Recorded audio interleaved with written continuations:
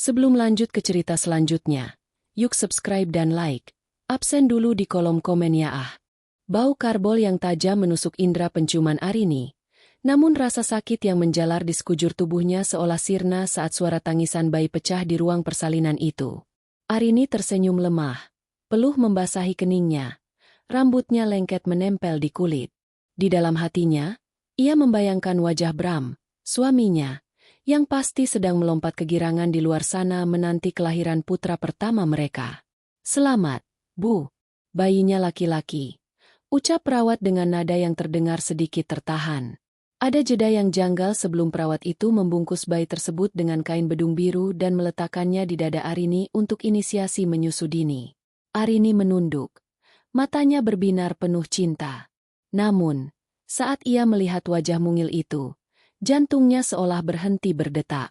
Bibir bayi itu tidak menyatu dengan sempurna. Sebuah celah terlihat jelas hingga ke langit-langit mulutnya. Tak hanya itu, saat Arini sedikit membuka bedungnya, ia melihat salah satu kaki bayinya tampak melengkung ke dalam dengan posisi yang tidak wajar. Pintu ruang persalinan terbuka. Bram masuk dengan langkah lebar. Wajahnya penuh antusiasme. "Mana jagoanku? Mana pewaris bisnisku?" serunya tanpa menyadari ketegangan para bidan di ruangan itu. Bram mendekat. Namun langkahnya melambat saat melihat ekspresi Arini yang pucat pasi dan penuh air mata. Ia mencondongkan tubuh, mengintip ke arah bayi yang ada di pelukan Arini. Seketika, raut wajah penuh kemenangan itu berubah menjadi horor, lalu kemarahan yang meluap-luap. "Apa ini, Arini?" Suara Bram rendah, bergetar karena emosi yang tertahan. "Mas, ini putra kita. Namanya Fajar."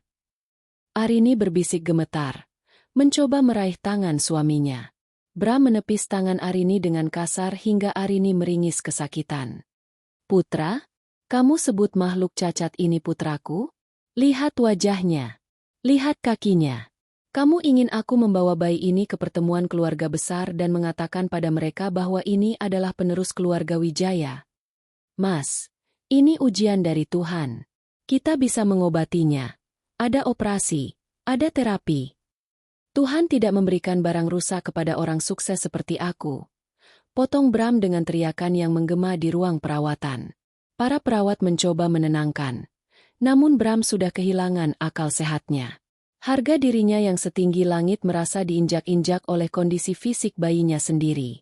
Bram mundur beberapa langkah, menatap Arini dengan tatapan jijik, seolah istrinya adalah pembawa wabah penyakit. "Keluargaku tidak memiliki sejarah gen cacat. Ini pasti karena kamu. Kamu yang membawa sial ke dalam hidupku. Mungkin ini kutukan karena dosa-dosa keluargamu yang miskin itu." Air mata Arini mengalir deras, membasahi pipi bayinya yang sedang tertidur lelap. Tidak tahu bahwa dunianya baru saja hancur sebelum sempat ia kenali. "Tega kamu, Mas? Dia darah dagingmu sendiri." Bram meraba saku jasnya, mengeluarkan dompet, dan mengambil selembar kertas kosong serta pena yang selalu ia bawa untuk menandatangani kontrak bisnis. Di atas nakas samping tempat tidur rumah sakit, ia menuliskan beberapa kata dengan kasar. Tulisan tangan yang biasanya rapi kini terlihat berantakan dan tajam. "Hari ini, aku, Bramantio Wijaya, menyatakan talak satu kepadamu, Arini Wulandari. Aku tidak sudi berbagi atap, harta, apalagi nama besar dengan wanita yang melahirkan produk gagal." Kertas itu dilemparkan ke wajah Arini. Lembarannya yang tipis terasa seperti sembilu yang menyayat kulit. "Mulai detik ini, kita tidak ada hubungan apa-apa lagi. Jangan pernah injakan kakimu di rumahku. Jangan pernah gunakan nama belakangku untuk anak itu. Anggap saja aku sudah mati, dan aku pun akan menganggap kamu dan anak cacat itu tidak pernah ada di dunia ini," ujar Bram dingin. Matanya kosong. Tidak ada sedikit pun sisa cinta yang dulu pernah ia janjikan saat meminang Arini di depan penghulu. Bram berbalik dan melangkah keluar. Suara sepatunya yang beradu dengan lantai rumah sakit terdengar seperti detak jam yang menghitung akhir dari kehidupan lama Arini. Arini terpaku, memeluk erat bayinya yang kini mulai merengek haus. Di ruangan yang sunyi itu, hanya terdengar isak tangis seorang ibu yang baru saja kehilangan dunianya, namun justru menemukan alasan untuk bertahan hidup.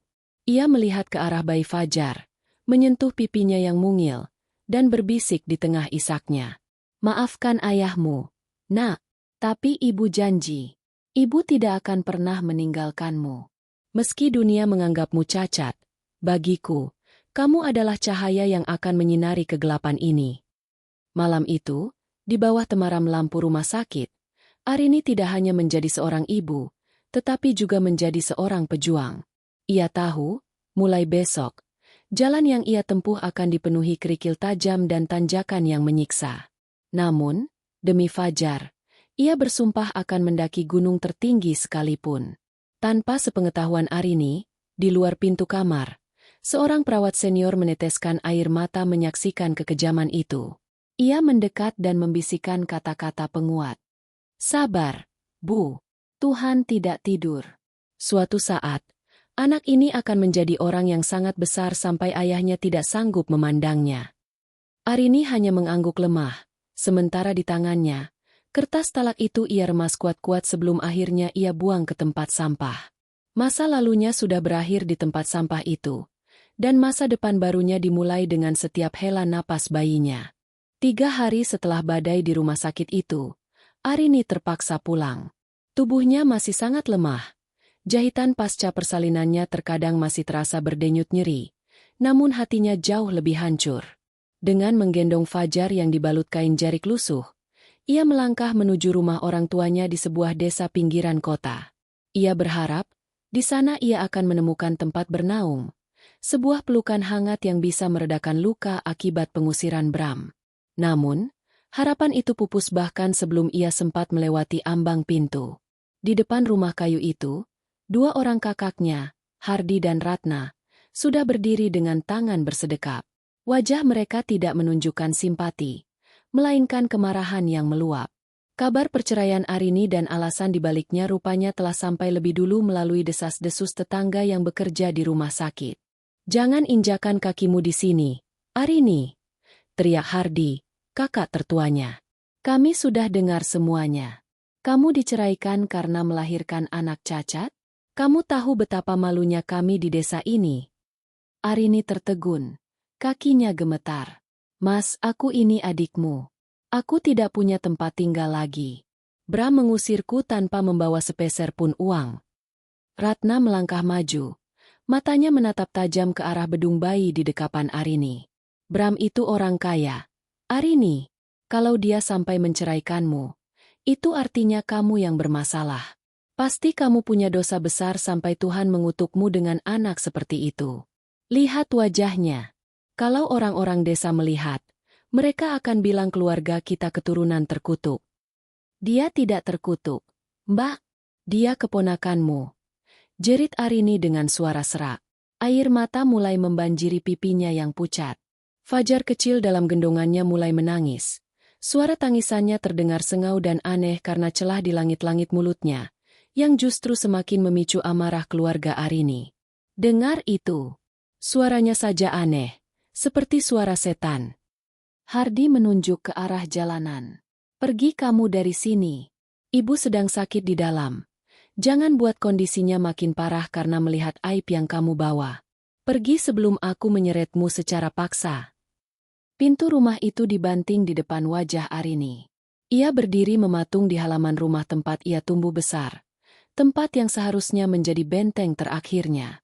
Penduduk desa mulai keluar dari rumah mereka, berbisik-bisik di balik pagar, menunjuk-nunjuk ke arah Fajar dengan tatapan ngeri seolah-olah bayi itu adalah monster. Arini memeluk Fajar erat-erat, mencoba menutupi wajah bayinya dari pandangan mata yang menghakimi. Ia membalikkan badan, berjalan pergi dengan langkah tertatih-tatih di bawah terik matahari yang menyengat. Ia tidak tahu harus kemana. Di kantongnya hanya ada sisa uang beberapa puluh ribu rupiah yang ia temukan di saku baju lamanya. Ia akhirnya tiba di sebuah terminal bus kecil. Dengan sisa uang yang ada, ia membeli tiket menuju sebuah kota kabupaten yang jauh, tempat di mana tidak ada orang yang mengenalnya. Ia butuh menjadi anonim. Ia butuh menghilang agar bisa memulai hidup baru untuk Fajar. Tiba di kota tujuan saat senja mulai turun, Arini menemukan sebuah kontrakan di gang sempit di balik pasar. Sebuah kamar berukuran 2x3 meter dengan dinding triplek yang sudah lapuk dan atap seng yang bocor. Disinilah hidup barunya dimulai. Setiap pagi, sebelum matahari terbit, Arini harus bangun. Ia mengikat Fajar di punggungnya menggunakan kain jarik, lalu mulai bekerja di pasar sebagai buruh angkut sayur atau mencuci piring di warung-warung makan tenda. Ia tidak berani menitipkan Fajar pada siapapun. Ia takut orang lain akan menyakiti bayinya atau merasa jijik padanya. Hinaan tidak berhenti di desa. Di pasar, orang-orang seringkali mencibir saat melihat Fajar yang digendongnya. Kasihannya, ibunya cantik tapi anaknya kok begitu. Bisik seorang ibu saat sedang memilih cabai. Mungkin waktu hamil ibunya sering mencela orang lain. Sahut yang lain tanpa perasaan. Arini hanya menunduk. Tangannya yang kasar karena deterjen terus mengucek pakaian di ember besar. Hatinya sudah menjadi sekeras karang. Setiap kata-kata tajam yang ditujukan padanya, ia simpan sebagai bahan bakar untuk terus bertahan hidup.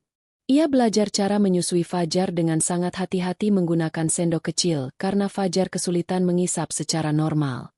Setiap tetes susu yang masuk ke mulut Fajar terasa seperti kemenangan kecil baginya. Suatu malam, saat hujan deras mengguyur dan air mulai merembes dari atap seng kontrakannya, Arini memandangi kaki Fajar yang melengkung. Ia mencoba memijatnya perlahan dengan minyak kelapa, berharap ada keajaiban. Fajar kecil menatapnya dengan mata bulat yang bening, satu-satunya bagian dari dirinya yang terlihat sempurna. "Nak," bisik Arini di tengah suara gemuruh hujan. "Dunia ini memang jahat. Ayahmu membuangmu, paman dan bibimu mengusirmu, dan orang-orang menertawakanmu. Tapi selama ibu masih bernapas, ibu akan menjadi dinding pelindungmu. Kamu harus kuat, Fajar. Kamu harus membuktikan pada mereka bahwa kamu bukan produk gagal." Kelelahan mulai menggerogoti tubuh Arini. Ia sering melewatkan waktu makan agar uangnya bisa ditabung untuk operasi bibir sumbing Fajar suatu hari nanti. Berat badannya merosot drastis. Matanya cekung. Namun di dalam matanya itu terpancar api tekad yang tak kunjung padam. Ia mulai mengambil pekerjaan tambahan di malam hari, yaitu menjajakan kue keliling di sekitar stasiun. Dengan Fajar yang tertidur di punggungnya, ia berjalan berkilo-kilometer setiap malam. Terkadang, preman pasar mengganggunya, atau Satpol PP mengejarnya. Namun Arini tidak pernah menyerah. Tahun-tahun pertama kehidupan mereka adalah sebuah neraka yang nyata. Namun, di tengah semua kehinaan itu, Arini melihat sesuatu yang orang lain tidak lihat. Fajar sangat tenang. Ia jarang menangis tanpa alasan. Seolah-olah bayi itu tahu bahwa ibunya sedang berjuang mati-matian untuknya, dan ia tidak ingin menambah beban itu. Hinaan yang diterima Arini setiap hari, kata-kata seperti anak cacat, pembawa sial, sampah masyarakat, perlahan tidak lagi menyakitinya. Ia justru menggunakannya sebagai pengingat. Setiap kali ia merasa lelah dan ingin menyerah, ia akan mengingat tawa meremehkan Bram di rumah sakit dan tatapan jijik kakaknya di depan pintu rumah. "Aku akan bertahan," gumam Arini sambil menatap wajah Fajar yang kini mulai bisa tersenyum meski bibirnya tak sempurna. "Demi kamu, aku akan sanggup menahan seluruh hinaan dunia." Waktu merambat seperti siput bagi mereka yang menderita, namun berlari seperti kijang bagi mereka yang berjuang. 6 tahun telah berlalu sejak Arini meninggalkan rumah sakit dengan selembar kertas talak yang menghancurkan hatinya. Kini, Fajar bukan lagi bayi yang hanya bisa berbaring. Ia telah tumbuh menjadi bocah kecil yang mulai memahami bahwa dunia tidak selalu ramah pada orang yang berbeda. Sore itu, langit di atas kota kabupaten berubah menjadi kelabu, memantulkan suasana hati Fajar yang pulang dengan langkah terseret. Salah satu kakinya yang melengkung membuatnya berjalan dengan irama yang tidak sinkron, sebuah bunyi tep seret yang khas di atas aspal. Di tangannya, sebuah buku gambar yang sudah koyak digenggam erat-erat. Arini, yang baru saja selesai menjajakan kue keliling, sedang duduk di depan kontrakan mereka, sebuah petakan kecil di bawah bayang-bayang gudang tekstil. Saat melihat putranya mendekat, jantung Arini mencelos. Kaos putih Fajar yang sudah menguning itu kini kotor oleh noda tanah, dan sudut matanya tampak bengkak. "Fajar, ada apa, Nak?" Arini berlari menyongsong, menjatuhkan keranjang kuenya yang kosong. Fajar tidak menjawab. Ia hanya menunduk dalam-dalam, mencoba menyembunyikan wajahnya yang tidak sempurna.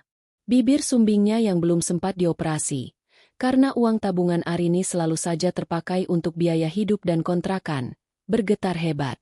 Akhirnya, tangis bocah itu pecah. Sebuah tangisan sengau yang menyayat hati siapapun yang mendengarnya. Mereka bilang aku monster. Bu, isaknya terbata-bata. Budi dan teman-temannya mengambil buku gambarku. Mereka bilang, kenapa aku tidak mati saja waktu bayi? Katanya, anak cacat hanya menghabiskan oksigen dunia. Arini memeluk Fajar begitu erat, seolah ingin memasukkan kembali putranya itu ke dalam rahimnya, tempat di mana ia bisa melindunginya dari segala kekejaman lidah manusia. Ia merasakan tubuh kecil Fajar yang gemetar hebat. Hati ibu mana yang tidak hancur mendengar anaknya yang baru berusia 6 tahun sudah dipaksa mempertanyakan haknya untuk bernapas? Jangan dengarkan mereka. Sayang. Jangan pernah.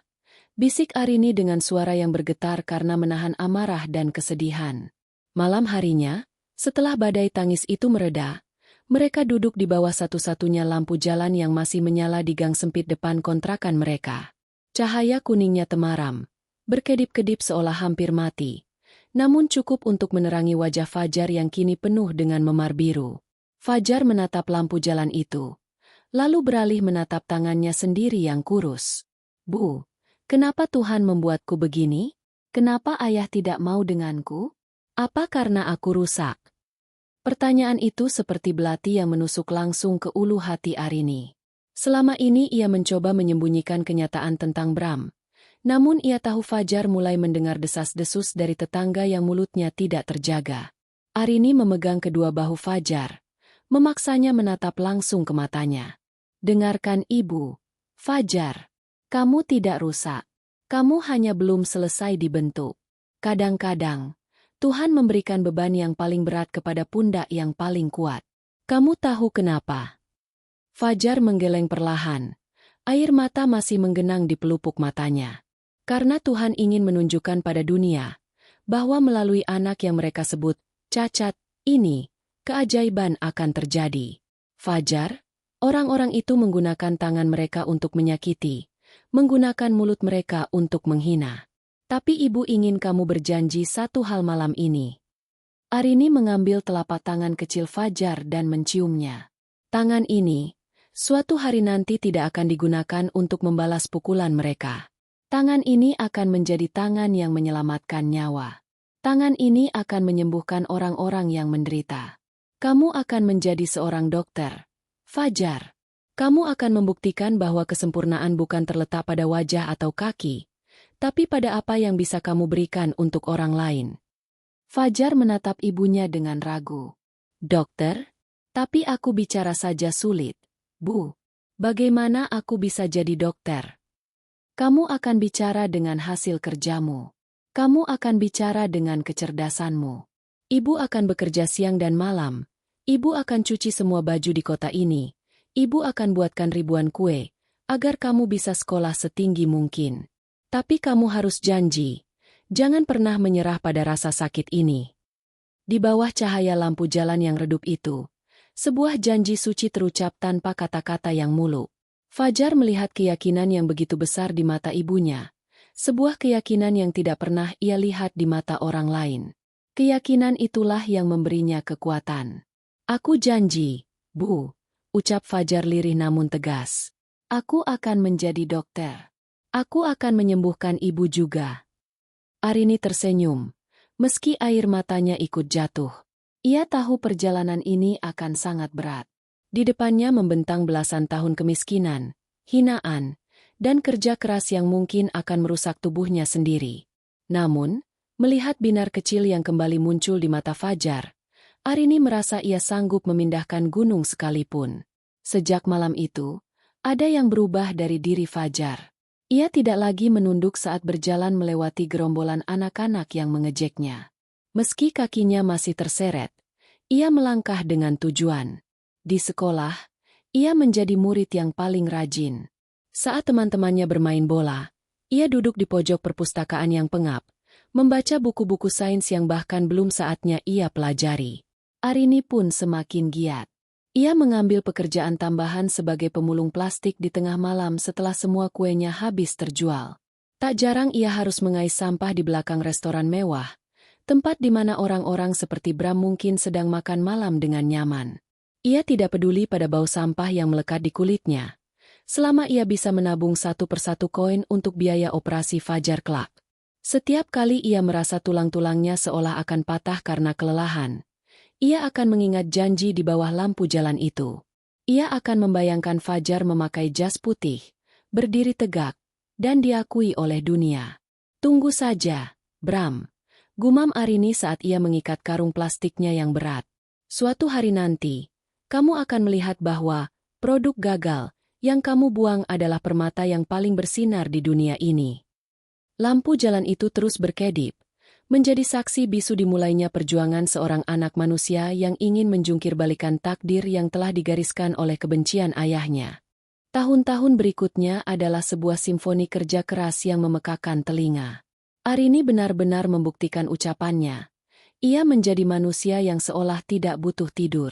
Kulitnya yang dulu halus kini berubah kasar, pecah-pecah di sela-sela jari karena setiap hari berendam dalam air sabun dan deterjen murah.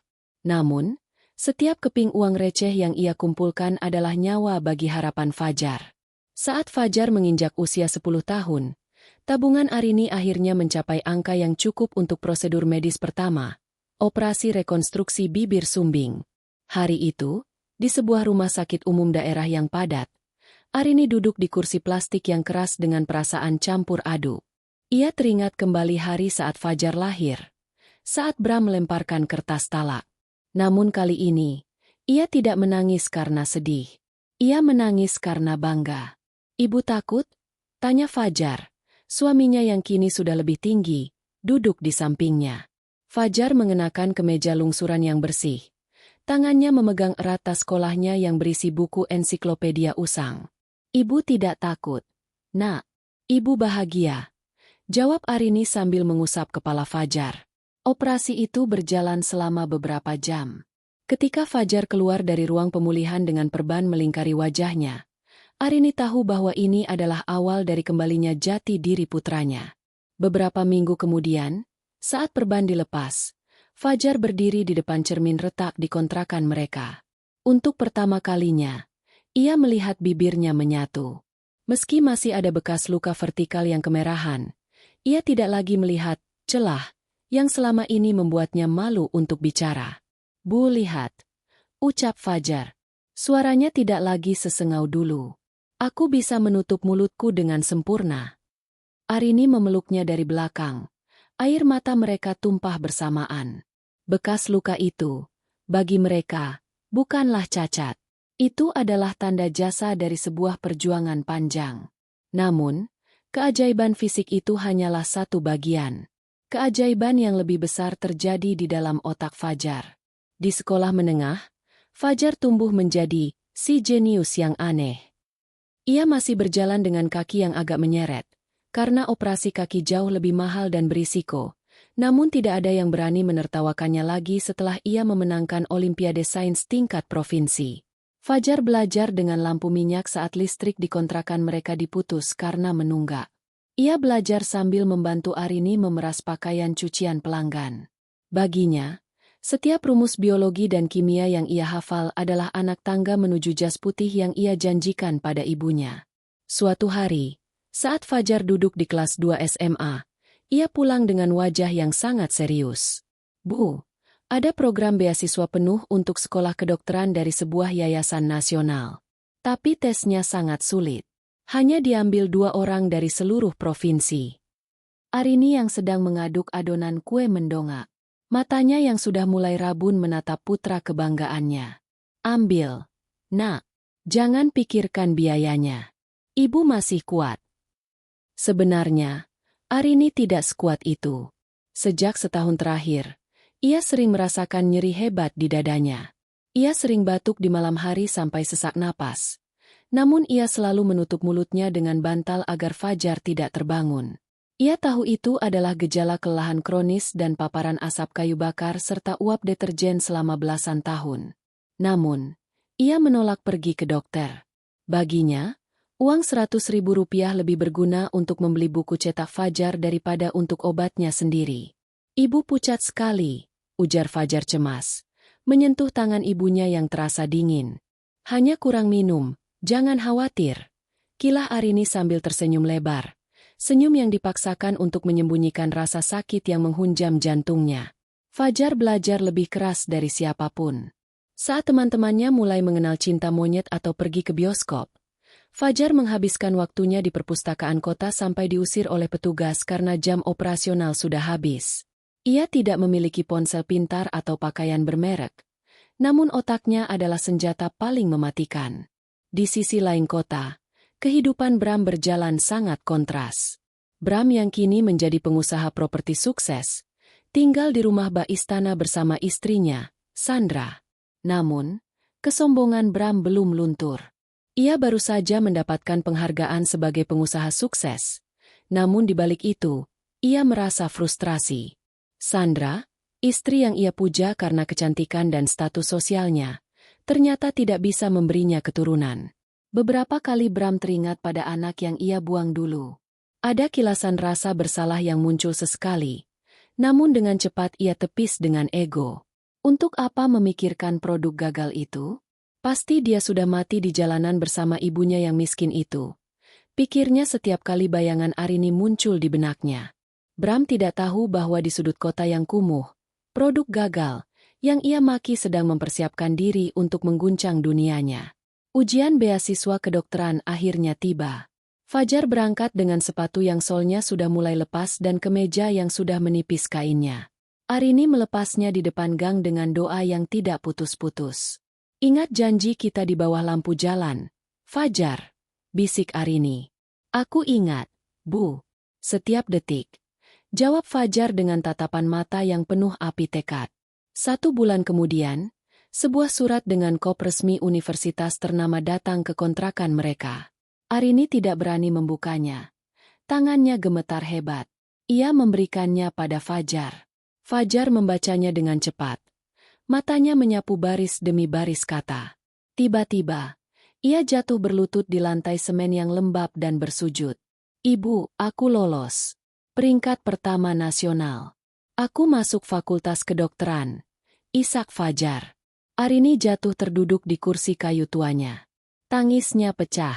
Segala rasa lelah, hinaan, rasa sakit di dada, dan pahitnya pengusiran 18 tahun lalu seolah terbayar lunas dalam 1 detik itu.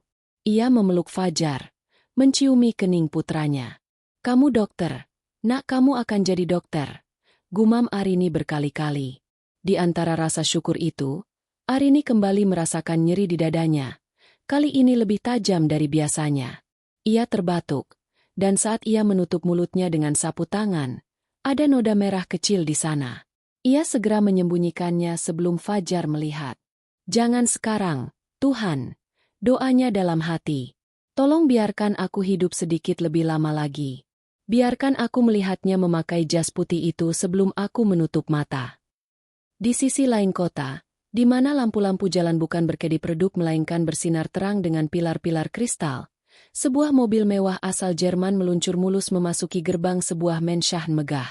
Bramantio Wijaya turun dari kursi kemudi dengan setelan jas seharga puluhan juta rupiah yang membungkus tubuhnya yang kini tampak lebih berisi.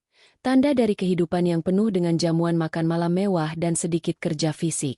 Rumahnya adalah monumen bagi kesuksesannya. Lantai marmer Italia yang dingin, langit-langit setinggi 5 meter, dan deretan piala serta penghargaan bisnis yang terpajang rapi di ruang tamu. Namun, keheningan di rumah itu seringkali terasa lebih mencekam daripada kebisingan pasar tempat Arini bekerja. Kamu terlambat lagi, Bram. Suara manja namun bernada menuntut menyambutnya dari arah sofa bludru. Sandra, istri yang ia nikahi setahun setelah menceraikan Arini, sedang duduk sambil menyesap anggur merah. Wajahnya masih cantik, hasil dari perawatan rutin di klinik-klinik kecantikan terbaik dunia. Namun, bagi Bram, kecantikan itu perlahan mulai terasa hambar. Banyak urusan di kantor, San. Proyek apartemen di pusat kota sedang bermasalah dengan izin lingkungan. Jawab Bram sambil melepaskan jam tangan emasnya dan meletakkannya di atas meja kopi. Sandra mendengus. Kamu selalu punya alasan. Kamu tahu hari ini hari apa? Ini ulang tahun pernikahan kita yang ke-17. Dan kamu melewatkan reservasi di restoran favoritku. Bram menghela napas panjang. Dulu, ia memuja Sandra karena statusnya sebagai putri seorang pengusaha kaya. Ia menganggap Sandra adalah pelengkap sempurna bagi Citra, lelaki sukses, yang ingin ia bangun. Namun, seiring berjalannya waktu, ia menyadari bahwa pernikahan mereka hanyalah sebuah transaksi sosial. Tidak ada kehangatan, tidak ada perjuangan bersama. Semuanya tentang penampilan. Dan satu hal yang paling mengusik Bram selama belasan tahun ini, tidak adanya ahli waris. Aku lelah, San. Kita bahas ini besok saja. Ujar Bram sambil beranjak menuju bar pribadi di sudut ruangan. Ia menuangkan whisky ke dalam gelas berisi es batu, berharap alkohol bisa mematikan rasa kosong di dadanya. Sampai kapan kita akan begini, Bram? Suara Sandra meninggi. Ia ikut berdiri dan menghampiri suaminya. Dokter di Singapura sudah bilang bahwa kita berdua sehat secara medis. Tapi kenapa aku tetap tidak bisa hamil? Ibu mertua terus-menerus menanyakan kapan ada suara tangis bayi di rumah ini. Aku muak. Mendengar kata, tangis bayi, tangan Bram yang memegang gelas sempat bergetar. Kilatan memori yang selama ini ia kunci rapat-rapat tiba-tiba menyeruak. Ia teringat suara tangis sengau di ruang persalinan 18 tahun lalu. Ia teringat wajah bayi mungil dengan celah di bibirnya yang menatapnya dengan sayu. Apakah dia masih hidup? Sebuah pertanyaan terlarang melintas di benaknya. Bram segera menggelengkan kepala, mengusir pikiran itu. Sudahlah, mungkin kita memang tidak ditakdirkan punya anak. Lagi pula, punya anak itu merepotkan. Belum tentu dia lahir sesuai harapan kita. Ucapnya dengan nada dingin yang sama seperti saat ia mengusir Arini. Tapi kamu butuh penerus untuk Wijaya Group, Bram. Siapa yang akan mengelola semua kekayaan ini nanti? Aku bisa menyewa manajer profesional. Atau kita adopsi saja anak dari kerabatmu. Jawab Bram acuh tak acuh. Adopsi? Kamu tahu aku tidak suka mengurus anak orang lain. Aku ingin darah daging kita sendiri. Sandra membanting gelas anggurnya ke lantai hingga pecah berkeping-keping. Lalu berlari menuju kamar atas sambil terisak. Bram berdiri sendirian di ruang tamu yang luas itu. Ia menatap pecahan gelas di lantai, yang entah kenapa mengingatkannya pada kertas talak yang ia robek dan lemparkan ke wajah Arini dulu. Kesuksesan yang ia kejar mati-matian ternyata menyisakan lubang besar yang tidak bisa ditutup oleh emas dan berlian. Keesokan harinya, untuk melupakan masalah rumah tangganya, Bram membenamkan diri dalam pekerjaan. Ia mengadakan rapat maraton dan meninjau lokasi proyek. Namun, takdir memiliki cara unik untuk memperingatkannya. Saat mobilnya melewati sebuah kawasan kumuh yang akan digusur untuk pembangunan mal, ia melihat seorang wanita parubaya yang sedang memanggul keranjang kue di kepalanya. Wanita itu tampak sangat kurus. Jalannya agak bungkuk karena beban yang berat. Bram terpaku sejenak dari balik kaca mobilnya yang gelap. Untuk sepersekian detik, ia merasa mengenali siluet itu. Arini? Namun, ia segera tertawa kecil meremehkan dirinya sendiri. Tidak mungkin. Arini pasti sudah membusuk di suatu tempat. Wanita itu terlalu lemah untuk bertahan hidup sendirian dengan anak cacatnya. Gumamnya dalam hati. Bram memacu mobilnya lebih cepat, meninggalkan debu yang menerpa wanita penjual kue itu, yang sebenarnya memang benar-benar Arini. Malam itu, Bram duduk di balkon kamarnya, menatap lampu-lampu kota. Di usianya yang hampir menyentuh kepala 5, ia mulai merasa dihantui oleh bayangan masa lalu. Ia sering bermimpi melihat seorang anak laki-laki tanpa wajah yang mengejarnya sambil memanggil, "Ayah." Setiap kali ia terbangun, keringat dingin membasahi tubuhnya. Ia mencoba meyakinkan diri bahwa keputusannya 18 tahun lalu adalah benar. Bahwa membuang Arini dan anaknya adalah langkah logis untuk menyelamatkan harga dirinya. Ia tidak menyesal, atau setidaknya itulah yang terus ia katakan pada cermin setiap pagi. Aku adalah Bramantio Wijaya. Aku tidak boleh memiliki noda dalam hidupku, bisiknya pada kegelapan. Namun, di kedalaman hatinya yang paling gelap, ada rasa takut yang mulai tumbuh. Rasa takut bahwa semua kekayaan ini tidak akan ada artinya saat ia mati nanti. Rasa takut bahwa dunia akan melupakannya karena ia tidak meninggalkan jejak apapun selain bangunan-bangunan beton yang dingin. Tanpa ia sadari, di sebuah kontrakan sempit yang jaraknya hanya beberapa kilometer dari sana, Noda, yang sangat ia benci sedang menuliskan catatan medis pertamanya dengan tangan yang teguh, siap untuk menjadi orang yang akan menentukan hidup atau mati seseorang di masa depan, termasuk, mungkin, hidup ayahnya sendiri. Bram meneguk sisa wiskinya hingga tandas. Ia merasa sangat berkuasa, sangat tinggi, dan sangat aman di atas singgasananya. Ia sama sekali tidak menduga bahwa roda nasib sedang berputar dengan sangat cepat, dan dalam waktu dekat, ia akan dipaksa melihat kembali ke bawah, ke arah lumpur yang pernah ia injak dengan hina. Gedung fakultas itu berdiri megah dengan pilar-pilar putih yang menjulang, melambangkan prestise dan harapan. Bagi banyak orang, itu hanyalah sebuah bangunan pendidikan. Namun bagi Fajar, gedung itu adalah gerbang menuju pembuktian janji yang ia bisikan di bawah lampu jalan belasan tahun silam. Hari pertama perkuliahan dimulai. Fajar berdiri di depan gerbang kampus dengan mengenakan kemeja putih yang sudah tipis, karena terlalu sering dicuci dan celana kain hitam yang sedikit menggantung di atas mata kakinya. Di punggungnya, ada tas ransel usang berisi buku-buku bekas yang ia beli dari pasar loak. Namun, meski penampilannya sangat kontras dengan mahasiswa lain yang turun dari mobil mewah, tatapan mata Fajar sangat tajam dan penuh percaya diri. Ia tidak lagi merasa rendah diri karena kakinya yang berjalan agak terseret. Setiap langkah tepseret yang ia hasilkan di atas lantai marmer kampus adalah irama perjuangan ibunya. "Fajar, tunggu!" Seorang gadis cantik dengan jas alma mater menghampirinya. "Kamu Fajar, kan?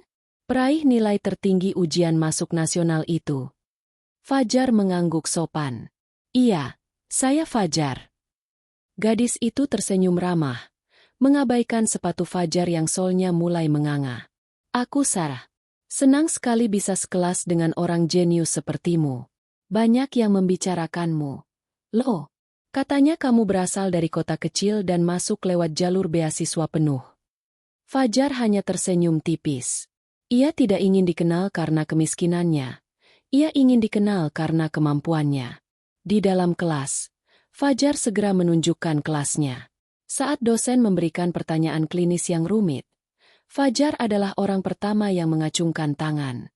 Penjelasannya runtut, logis, dan menunjukkan bahwa ia telah membaca literatur jauh melampaui usianya. Namun, di balik kesuksesan akademisnya, kehidupan di rumah, atau lebih tepatnya di kontrakan sempit mereka, semakin mengkhawatirkan.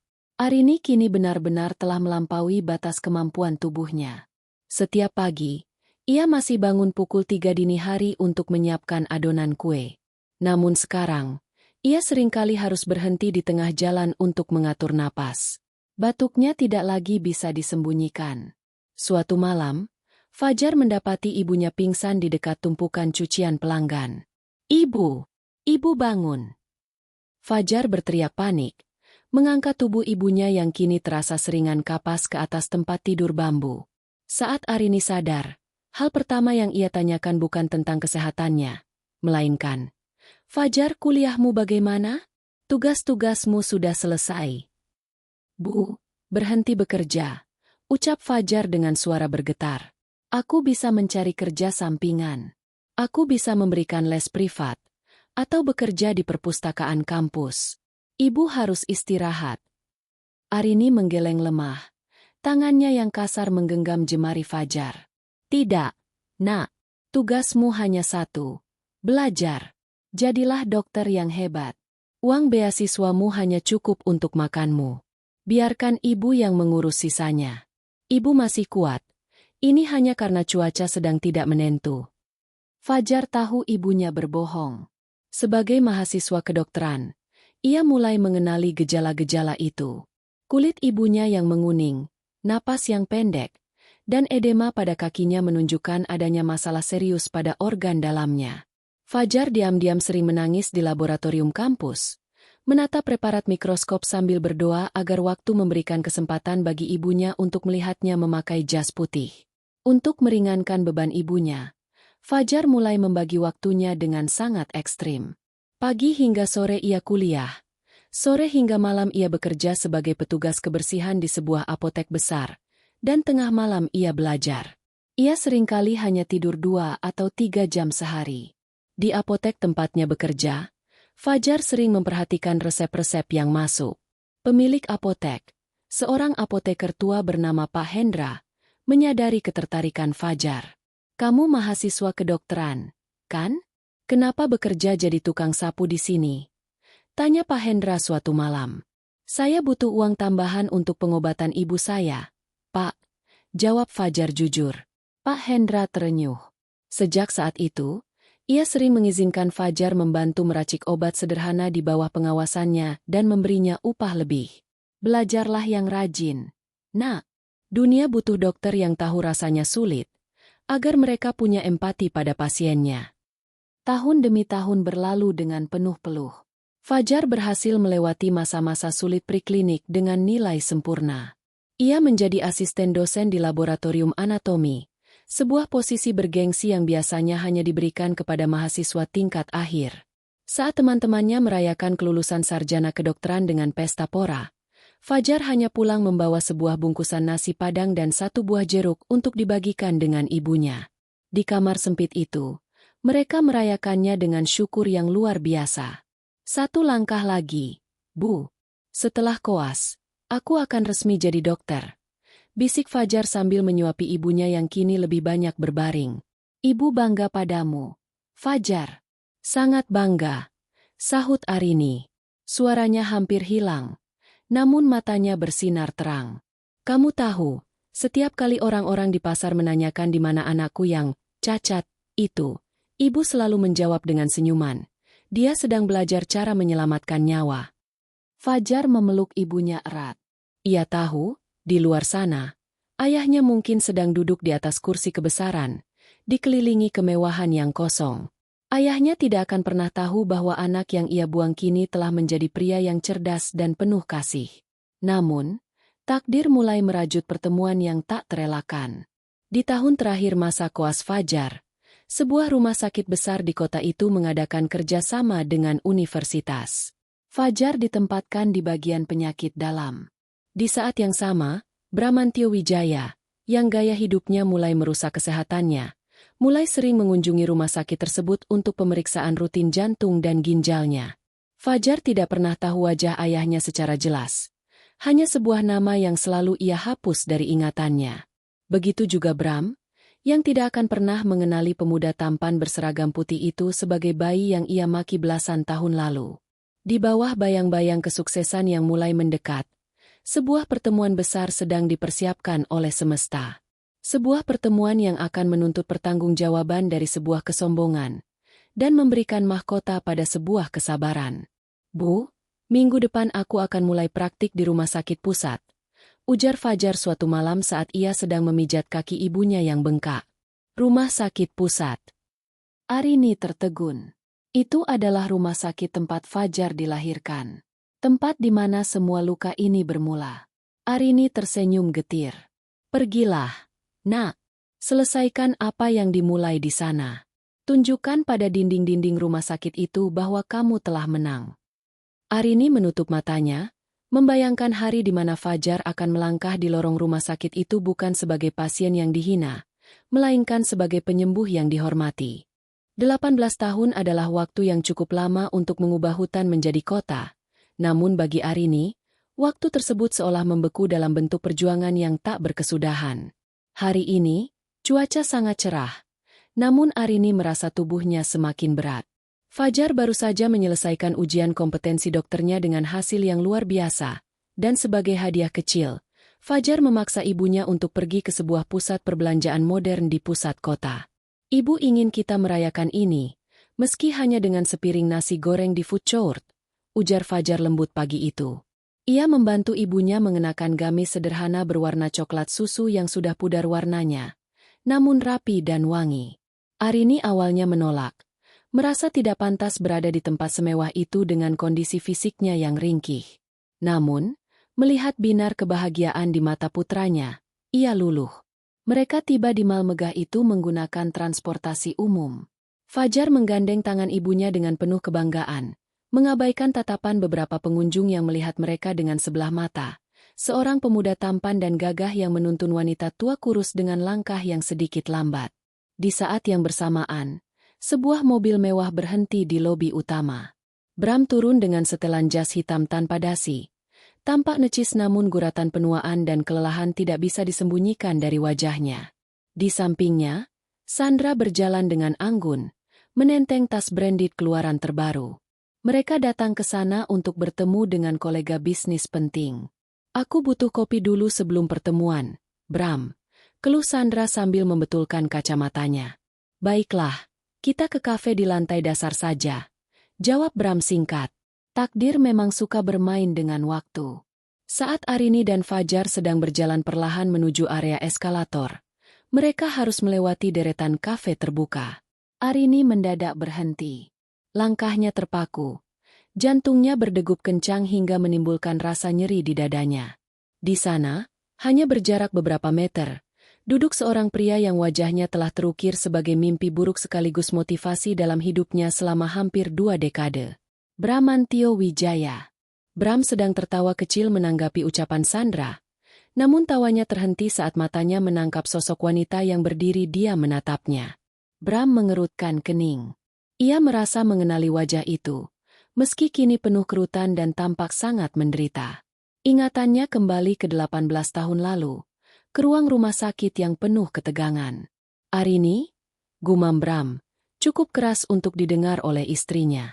Sandra menoleh, menatap Arini dari ujung kepala hingga ujung kaki dengan tatapan merendahkan. Siapa dia, Bram? Pengemis yang kamu kenal.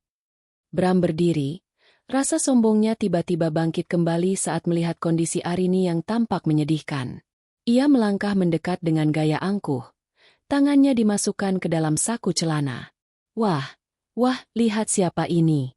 Arini Wulandari. Ucap Bram dengan nada mengejek yang sangat kental. Ternyata kamu masih hidup? Aku pikir kamu sudah menyerah pada kemiskinanmu. Arini gemetar. Ia mencoba mengatur napasnya. Tangannya mencengkeram lengan Fajar dengan sangat kuat. Fajar, yang saat itu sedang menerima telepon dari rekan sejawatnya, segera menutup ponselnya dan menatap pria asing di depannya dengan dahi berkerut. Bram tidak memedulikan pemuda di samping Arini. Fokusnya hanya pada penghinaan yang ingin ia tumpahkan. Baginya, melihat Arini menderita adalah bukti bahwa keputusannya membuang wanita itu adalah benar. Masih ingat kata-kataku dulu? Kamu itu pembawa sial, lanjut Bram sambil tertawa sinis. Lihat dirimu sekarang. Lusuh, tua, dan menyedihkan. Ini yang kamu dapatkan karena mempertahankan produk gagal itu. Sandra ikut mendekat, mengibas-ngibaskan tangannya di depan hidung seolah-olah ada bau tidak sedap yang mengikutinya. Jadi ini mantan istrimu yang melahirkan anak cacat itu? Aduh, Bram. Selera masa lalumu benar-benar mengerikan. Bram tertawa lebih keras, menarik perhatian beberapa pengunjung mal. Ngomong-ngomong, Arini, mana anak cacatmu itu? Mana si bibir sumbing yang jalannya seperti bebek itu? Sudah matikah sekarang? Atau sedang mengemis di perempatan jalan agar bisa memberimu makan? Air mata mulai mengalir di pipi Arini. Bukan karena ia sakit hati pada dirinya sendiri, tapi karena ia tidak tahan putranya dihina di depan matanya. Cukup, Bram, cukup, bisik Arini lirih. Kenapa? Malu. Harusnya kamu malu punya anak seperti itu. Timpal Bram kejam. Mungkin dia sudah mati dan membusuk. Ya? Yah, itu bagus untuknya. Setidaknya dia tidak perlu menderita lagi di dunia ini. Fajar, yang sejak tadi dia mengamati, merasakan darahnya mendidih. Ia melepaskan pegangan tangan ibunya perlahan dan melangkah maju 1 langkah. Tubuhnya yang tinggi tegap membuat Bram harus sedikit mendongak. Fajar mengenakan kemeja rapi dengan pin lambang Universitas Kedokteran di kerahnya. Sesuatu yang luput dari perhatian Bram yang terbutakan oleh kesombongan. Wajah Fajar tenang, namun matanya memancarkan otoritas yang dingin. Luka bekas operasi di bibirnya hampir tidak terlihat kecuali jika dilihat dari jarak yang sangat dekat, dan ia berdiri dengan sangat tegak, menutupi kekurangan pada kakinya dengan karisma yang luar biasa. "Maaf, Tuan."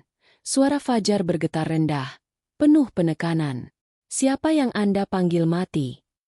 Bram tertegun sejenak melihat keberanian pemuda di depannya. "Siapa kamu? Oh, kamu pacar berondongnya? Atau pengawal pribadinya yang dibayar dengan uang receh?" Sandra tertawa cekikikan di belakang Bram. Fajar tidak membalas tawa itu. Ia justru tersenyum, sebuah senyum yang sangat berwibawa namun mematikan. Ia menoleh ke arah ibunya, memberikan tatapan menenangkan, lalu kembali menatap Bram dengan mata yang seolah bisa menembus jantung pria itu. "Anak cacat yang Anda maki itu tidak mati, Tuan Wijaya," ucap Fajar tenang. "Dia ada di sini, berdiri tepat di depan wajah Anda." Dunia seolah berhenti berputar bagi Bram. Tawa di wajahnya membeku. Ia menatap pemuda tampan, bersih, dan berwibawa di depannya dengan rasa tidak percaya yang luar biasa. Keheningan yang mencekam menyelimuti area kafe terbuka itu. Bram terpaku. Matanya menyapu wajah pemuda di hadapannya dengan sangat teliti. Ia mencari-cari celah, mencari tanda-tanda kerusakan yang dulu ia jadikan alasan untuk membuang darah dagingnya sendiri. Namun, yang ia temukan hanyalah seorang pria muda yang gagah, dengan rahang tegas dan tatapan mata yang begitu mirip dengan matanya sendiri, namun jauh lebih jernih dan berani. Kamu si cacat itu." Suara Bram bergetar. Kali ini bukan karena amarah, melainkan karena keterkejutan yang menghantam egonya. Sandra, yang tadi tertawa, kini menutup mulutnya dengan tangan. Ia menatap Fajar dari atas ke bawah. Penampilan Fajar memang sederhana, namun aura yang dipancarkannya tidak bisa bohong. Ada martabat yang tidak bisa dibeli dengan uang di sana. "Nama saya Fajar, Tuan Wijaya," ucap Fajar dengan suara yang tenang namun berwibawa. "Dan sepertinya, ingatan Anda tentang masa lalu sedikit terdistorsi oleh kesombongan Anda sendiri." Bram mencoba menguasai dirinya.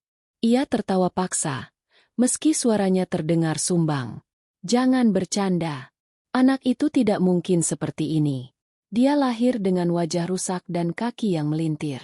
Kamu pasti orang yang disewa Arini untuk menipuku, kan? Kamu ingin memeras hartaku." Arini melangkah maju, tangannya masih gemetar, namun suaranya kini terdengar lebih kuat. "Dia tidak butuh hartamu, Bram. Dia tidak pernah butuh sepeser pun uang dari pria yang bahkan tidak punya hati nurani. Dia adalah Fajar, putra yang kamu sebut produk gagal 18 tahun yang lalu." Bram menatap bekas luka tipis di bibir atas Fajar yang kini terlihat jelas karena jarak mereka yang dekat. Sebuah garis putih vertikal yang rapi, saksi bisu dari pisau bedah yang pernah menyatukan kembali wajahnya. Kesadaran itu menghantam Bram seperti gada besi. "Jadi, kamu benar-benar anak itu?" Bram berbisik. Namun, rasa malu karena telah salah prediksi justru membuatnya semakin defensif. "Lalu kenapa? Kamu pikir dengan operasi plastik dan baju bersih ini kamu sudah jadi orang hebat? Kamu tetaplah sampah dari lingkungan kumuh. Kamu tetaplah anak haram yang tidak diakui." Sandra ikut menimpali, mencoba membela suaminya yang mulai terpojok. "Benar. Hanya karena wajahmu sudah diperbaiki, bukan berarti status sosialmu naik. Paling-paling kamu cuma jadi sales atau buruh kantor rendahan. Jangan berlagak seperti orang penting di depan kami." Fajar tidak terpancing. Ia justru merogoh saku kemejanya dan mengeluarkan sebuah kartu identitas rumah sakit yang baru saja ia terima pagi tadi. Sebuah kartu dengan foto dirinya, lengkap dengan gelar yang baru saja ia perjuangkan dengan darah, keringat, dan air mata ibunya. Ia meletakkan kartu itu di atas meja kafe, tepat di depan mata Bram. "Dr. Fajar Wijaya, kandidat residen bedah." Bram membaca tulisan itu. Dadanya terasa sesak. "Dokter?" Anak yang ia ramalkan akan menjadi pengemis di lampu merah kini menyandang gelar yang sangat dihormati oleh masyarakat. Gelar yang bahkan tidak bisa dibeli oleh Bram untuk dirinya sendiri. "Anak cacat Yang Anda buang dulu tidak mati, Tuan, ujar Fajar. Suaranya kini terdengar sangat dingin hingga membuat bulu kuduk Bram berdiri. Dia justru belajar cara mengobati hati manusia yang busuk seperti milik Anda. Saya menghabiskan belasan tahun untuk belajar bagaimana cara menyatukan apa yang terbelah, menyembuhkan apa yang luka. Sementara Anda hanya belajar cara membuang dan menghancurkan. Beberapa pengunjung mal mulai berhenti dan memperhatikan perdebatan itu. Bisik-bisik mulai terdengar. Bram merasa wajahnya panas. Harga dirinya yang setinggi langit kini sedang diinjak-injak di depan umum oleh orang yang paling ia remehkan. Jangan sombong kamu. Gelar dokter itu tidak ada artinya kalau kamu tidak punya modal. Teriak Bram kalap. Siapa yang membiayaimu? Ibumu yang tukang cuci itu? Pasti kalian melakukan cara-cara kotor. Ibu saya membiayai saya dengan kejujuran, Tuan Wijaya, balas Fajar tajam. Setiap butir keringatnya adalah doa. Setiap luka di tangannya karena deterjen adalah tiket bagi saya untuk masuk ke ruang operasi. Dia tidak pernah menjual harga dirinya. Tidak seperti Anda yang menjual kemanusiaan demi citra palsu. Fajar kemudian menatap Sandra, yang kini tampak pucat. Dan untuk Anda, Nyonya, kecantikan luar Anda mungkin sempurna, tetapi saya melihat ada kesedihan di mata Anda. Sebagai calon dokter, saya bisa melihat tanda-tanda stres kronis dan ketidakbahagiaan di wajah Anda. Mungkin kemewahan ini tidak bisa memberikan apa yang paling Anda inginkan, bukan? Kehangatan sebuah keluarga. Kata-kata Fajar telak mengenai sasaran. Sandra terdiam 1000 bahasa. Ia teringat betapa dinginnya rumah mereka. Betapa kosongnya pernikahan mereka tanpa kehadiran anak. Bram kehilangan kata-kata. Ia melihat Fajar merangkul pundak Arini dengan sangat lembut. Kontras antara kekuatan Fajar dan kerapuhan Arini menciptakan pemandangan yang menyentuh bagi siapapun yang melihatnya. Ayo, Bu. Kita pergi dari sini. Tempat ini terlalu sempit untuk orang dengan hati sebesar ibu, ajak Fajar. Namun, sebelum pergi, Fajar berbalik sekali lagi ke arah Bram. Satu hal lagi, Tuan Wijaya. Jangan pernah lagi bertanya apakah saya sudah mati. Karena setiap kali saya memegang pisau bedah untuk menyelamatkan nyawa orang lain, saya akan teringat bahwa saya hidup justru karena Anda membuang saya. Terima kasih telah membuang kami, karena jika tidak, saya mungkin akan tumbuh menjadi pria arogan dan kosong seperti Anda. Fajar menuntun Arini berjalan pergi. Langkah kakinya yang tepsre terdengar seperti musik kemenangan di lorong mal yang mewah itu. Arini berjalan dengan kepala tegak. Air matanya kini adalah air mata kebahagiaan. Bram jatuh terduduk di kursi kafenya. Ia menatap kartu nama Fajar yang tertinggal di meja. Tangannya gemetar hebat. Ia merasa tiba-tiba menjadi pria paling miskin di dunia. Meski di dalam sakunya terdapat kartu kredit tanpa batas. Ia telah membuang permata demi seonggok batu kali, dan kini, permata itu bersinar sangat terang hingga menyilaukan matanya. Bram, ayo pergi, orang-orang melihat kita. Bisik Sandra malu, namun Bram tidak bergerak. Ia terus menatap punggung Fajar dan Arini yang perlahan menghilang di balik rumunan, menyadari bahwa ia baru saja kehilangan satu-satunya warisan sejati dalam hidupnya. Pertemuan di pusat perbelanjaan itu meninggalkan bekas luka yang jauh lebih dalam pada Bram daripada luka operasi manapun pada tubuh Fajar. Selama berminggu-minggu, Bram kehilangan fokus. Ia sering melamun di tengah rapat direksi, membayangkan wajah putranya yang kini berdiri tegap dengan jas putih. Rasa sesak di dadanya yang biasanya ia abaikan, kini muncul lebih sering dan lebih tajam, seolah-olah kata-kata Fajar telah berubah menjadi belati fisik yang menghujam jantungnya. Puncaknya terjadi pada suatu Senin pagi yang sibuk. Saat sedang memaki sekretarisnya karena kesalahan kecil pada laporan keuangan, Bram tiba-tiba merasakan tekanan hebat di dadanya, seolah-olah ada beban ribuan ton yang menindihnya. Napasnya tersengal, pandangannya mengabur, dan tangan kirinya mendadak mati rasa. Ia jatuh tersungkur di atas karpet mahal kantornya, sementara kesadarannya perlahan meredup. "Pak Bram! Pak!" Teriakan histeris sekretarisnya adalah hal terakhir yang ia dengar sebelum kegelapan menjemput. Bram segera dilarikan ke rumah sakit pusat. Rumah sakit yang sama di mana ia dulu membuang Arini dan bayinya. Takdir seolah menariknya kembali ke titik nol untuk mempertanggungjawabkan segalanya. Di ruang IGD yang sibuk, suasana menjadi tegang. Bram dinyatakan mengalami serangan jantung koroner akut. Tim medis bergerak cepat. Di tengah kerumunan perawat dan residen yang panik, seorang pria muda dengan langkah tenang namun pasti masuk ke area resusitasi. Ia mengenakan jas putih panjang yang bersih, stetoskop melingkar di lehernya, dan papan nama di dadanya berkilat tertimpa lampu neon, Dr. Fajar Wijaya. Fajar menatap pasien di atas brankar. Jantungnya berdesir sesaat saat mengenali wajah pria parubaya yang kini pucat pasi dan berkeringat dingin itu. Pria yang beberapa minggu lalu menghina ibunya di depan umum. Pria yang 18 tahun lalu menyebutnya produk gagal. Dr. Fajar, tekanan darahnya turun drastis. Irama jantungnya tidak stabil. Lapor seorang perawat senior dengan nada cemas. Fajar menarik napas panjang, memejamkan mata selama 1 detik untuk menenangkan gejolak emosi di jiwanya. Di dalam kepalanya, ia teringat wajah ibunya yang menua, tangan kasar ibunya yang mencuci baju demi biaya kuliahnya, dan janji mereka di bawah lampu jalan. Jadilah dokter yang menyembuhkan, bukan yang menyakiti. Suara Arini bergema di benaknya. Siapkan alat pacu jantung dan injeksi epinefrin. Perintah Fajar, suaranya dingin namun terkendali. Kita harus segera melakukan tindakan kateterisasi darurat sebelum terjadi kerusakan permanen pada otot jantungnya. Selama 2 jam berikutnya, Fajar berjuang di ruang operasi. Dengan tangan yang stabil, tangan yang dulu dihina karena cacat, ia memasukkan kateter melalui pembuluh darah di lengan Bram, menavigasi jalannya menuju jantung pria yang pernah menolaknya. Fajar bekerja dengan presisi luar biasa. Ia melihat melalui monitor bagaimana sumbatan di arteri jantung ayahnya menghambat aliran kehidupan. Setiap gerakan tangan Fajar adalah sebuah ironi. Ia sedang menyelamatkan nyawa orang yang pernah berharap ia mati. Ia sedang memberikan napas kepada pria yang dulu mencabut haknya untuk mendapatkan kasih sayang seorang ayah. Di luar ruang operasi, Sandra duduk di kursi tunggu dengan wajah sembab.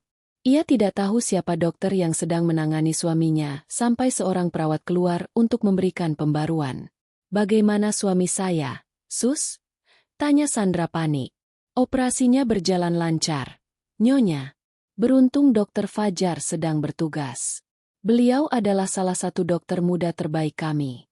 Saat ini pasien sedang dipindahkan ke ruang ICU untuk pemulihan," jelas perawat itu.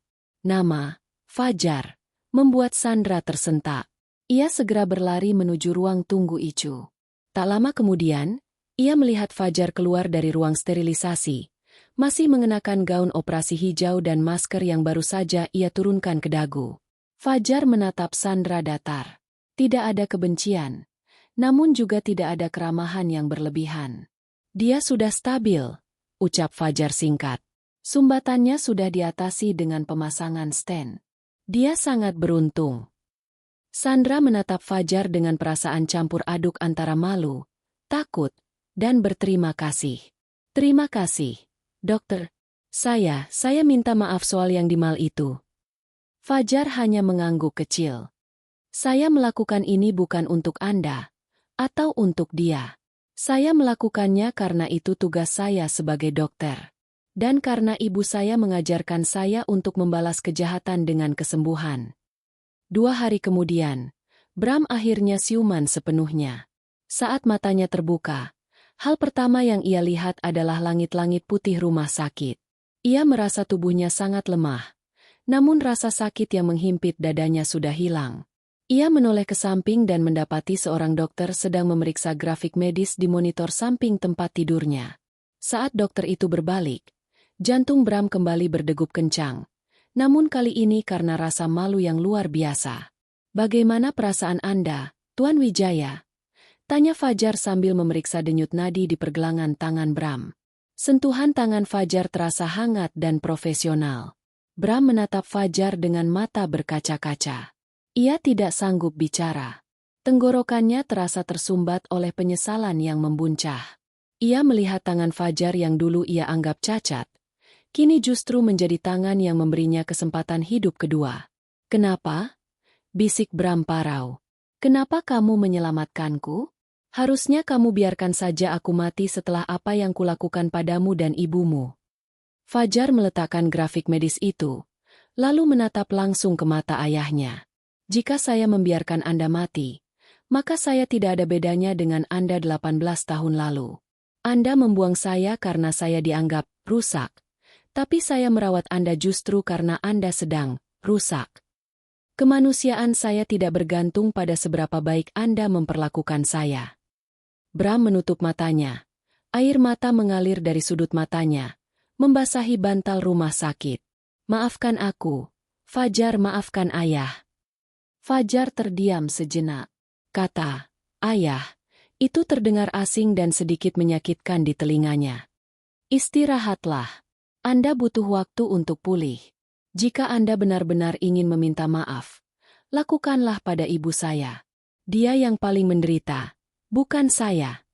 Fajar berbalik untuk meninggalkan ruangan, namun sebelum ia sampai di pintu, Bram memanggilnya lagi. Fajar, apakah Arini mau menemuiku? Fajar berhenti, namun tidak menoleh. Ibu saya sedang sakit keras, Tuan Wijaya. Dia menghabiskan seluruh sisa hidupnya untuk memastikan saya menjadi pria yang Anda lihat sekarang. Jika Anda ingin bertemu dengannya, pastikan Anda membawa penyesalan yang tulus, bukan hanya rasa malu karena butuh pertolongan. Fajar melangkah keluar, meninggalkan Bram dalam kesunyian yang penuh dengan gema kesalahan masa lalu. Di lorong rumah sakit, Fajar bersandar di dinding dan menghela napas panjang. Ia telah melakukan tugasnya sebagai dokter, dan ia telah memenangkan pertempuran moralnya. Namun jauh di dalam hatinya, ia tahu bahwa babak akhir dari drama kehidupan mereka baru saja dimulai. 1 minggu setelah operasi jantung yang menyelamatkan nyawanya, Bram diizinkan pulang. Namun, ia tidak segera kembali ke mensyahan megahnya yang sunyi. Dengan langkah yang masih sedikit goyah dan bantuan tongkat, ia memaksa supirnya untuk mengantarnya ke sebuah alamat yang ia dapatkan dengan susah payah dari catatan administrasi rumah sakit. Sebuah kontrakan kecil di gang sempit yang nyaris tidak bisa dilalui mobil mewahnya. Sandra duduk di sampingnya, terdiam. Ia tidak lagi memakai perhiasan mencolok. Pertemuannya dengan maut melalui suaminya dan keanggunan sikap Fajar telah meruntuhkan kesombongannya. Saat mereka tiba di depan deretan kontrakan kumuh itu, Bram turun dengan hati yang mencelos. Ia melihat seorang wanita parubaya duduk di kursi plastik depan sebuah pintu kayu yang sudah lapuk. Itu Arini. Ia sedang memegang tasbih. Matanya tertutup, bibirnya bergerak dalam doa. Wajahnya sangat pucat, dan sebuah selang oksigen kecil terpasang di hidungnya, tersambung ke tabung portabel di sampingnya. Arini. Suara Bram bergetar. Arini membuka matanya.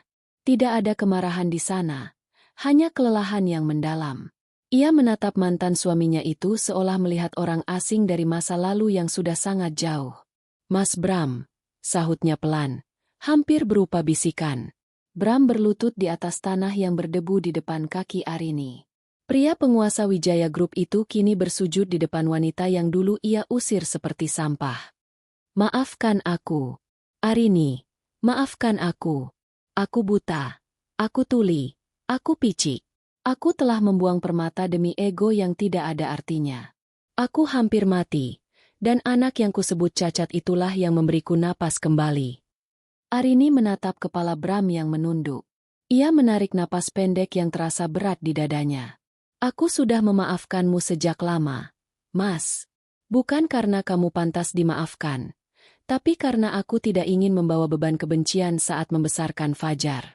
Kebencian hanya akan membuat Fajar tumbuh menjadi pria seperti kamu, dan aku tidak ingin itu terjadi. Tiba-tiba, suara langkah kaki yang mantap terdengar. Tep seret, tep seret. Fajar datang dengan menjinjing tas berisi obat-obatan untuk ibunya. Ia masih mengenakan kemeja kerjanya, rapi dan berwibawa. Langkahnya terhenti saat melihat Bram dan Sandra berada di depan kontrakannya. Bram segera berdiri, menatap putranya dengan tatapan memohon. Nak, kembalilah ke rumah.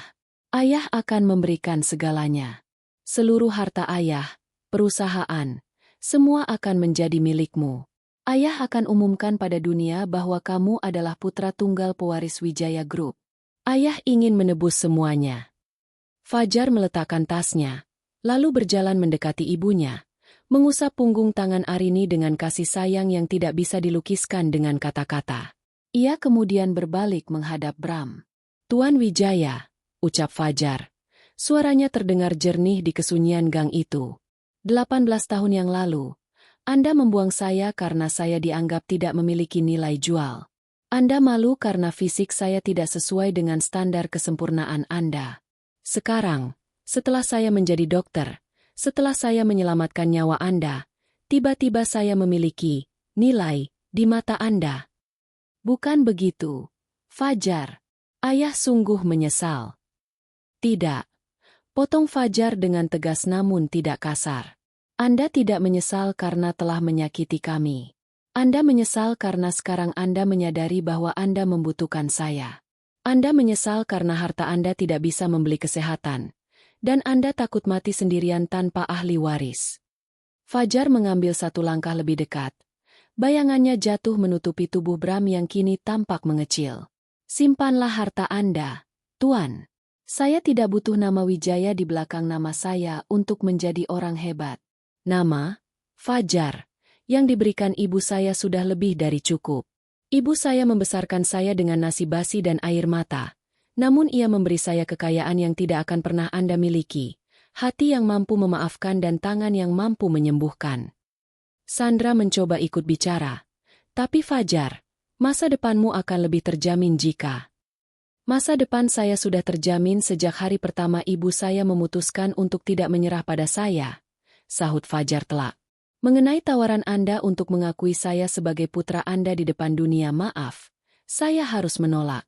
Bagi dunia, saya adalah Dr. Fajar, anak dari seorang wanita luar biasa bernama Arini. Saya tidak ingin dunia mengenal saya sebagai anak dari pria yang pernah menertawakan penderitaan darah dagingnya sendiri. Fajar menunjuk ke arah jalan keluar gang. Silakan pergi. Anda sudah mendapatkan kesempatan hidup kedua dari tangan saya sebagai dokter. Gunakanlah sisa hidup itu untuk menjadi manusia yang lebih baik, bukan untuk membeli kembali masa lalu yang sudah Anda hancurkan. Bram tertunduk lesu. Kalimat-kalimat Fajar membungkam seluruh egonya. Ia menyadari bahwa ada hal-hal di dunia ini yang tidak memiliki label harga, kehormatan, ketulusan, dan kasih sayang seorang ibu. Dengan hati yang hancur, ia berbalik dan berjalan perlahan meninggalkan gang itu, diikuti Sandra yang tertunduk malu. Setelah mobil mewah itu menghilang, Fajar berlutut di samping ibunya. Ia melepaskan jasnya dan menyelimutkannya ke bahu Arini yang kedinginan. "Bu, apakah aku terlalu keras padanya?" tanya Fajar lembut. Arini tersenyum, senyum paling cantik yang pernah Fajar lihat. Ia mengelus pipi putranya. "Kamu hanya mengatakan kebenaran. Nak, kebenaran memang seringkali terasa pahit bagi mereka yang terlalu lama hidup dalam kebohongan." Arini menyandarkan kepalanya di bahu Fajar. Di bawah langit senja yang mulai memerah, di sebuah gang sempit yang menjadi saksi bisu perjuangan mereka, Dr. Fajar Wijaya merasakan kemenangan yang sesungguhnya. Bukan karena ia telah menjadi dokter, bukan karena ia telah mengalahkan ayahnya, tetapi karena ia berhasil menjaga martabat ibunya tetap utuh. "Terima kasih, Bu. Terima kasih telah memilihku," bisik Fajar. "Terima kasih telah membuktikan bahwa ibu tidak salah memilihmu, dokterku," jawab Arini lirih sebelum ia memejamkan mata untuk beristirahat dengan tenang, tahu bahwa tugasnya di dunia telah selesai dengan sangat sempurna.